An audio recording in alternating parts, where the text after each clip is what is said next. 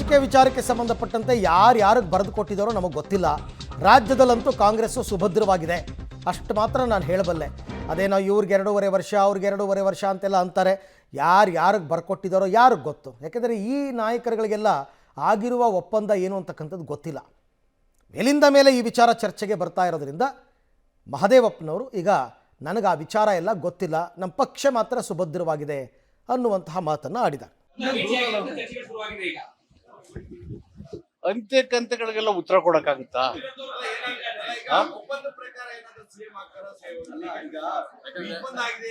ಮಹಾರಾಷ್ಟ್ರ ಮಾದರಿ ಸರ್ಕಾರ ನಿರ್ಮಾಣ ಆಗುತ್ತೆ ಅಂತ ಯಾರು ಕೊಟ್ಟಿದ್ರು? ಯಾರು ಬರ್ಕೊಟ್ಟಿದ್ರು ಒಪ್ಪಂದನ? ನಿಮ್ಗೆ ಗೊತ್ತಾ? ನಮಗೆ ಗೊತ್ತಿಲ್ಲ, ನಿಮ್ಗೆ ಹೆಂಗ್ ಗೊತ್ತಾಗುತ್ತೆ ಬಿಡಿ.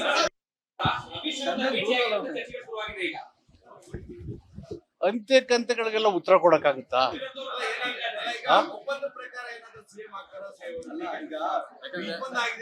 ಮಹಾರಾಷ್ಟ್ರ ಮಾದರಿ ಸರ್ಕಾರ ನಿರ್ಮಾಣ ಆಗುತ್ತೆ ಅಂತ ಯಾರು ಕೊಟ್ಟಿದ್ರು? ಯಾರು ಬರ್ಕೊಟ್ಟಿದ್ರು ಒಪ್ಪಂದನ? ನಿಮ್ಗೆ ಗೊತ್ತಾ? ನಮಗೆ ಗೊತ್ತಿಲ್ಲ, ನಿಮ್ಗೆ ಹೆಂಗ್ ಗೊತ್ತಾಗುತ್ತೆ ಬಿಡಿ.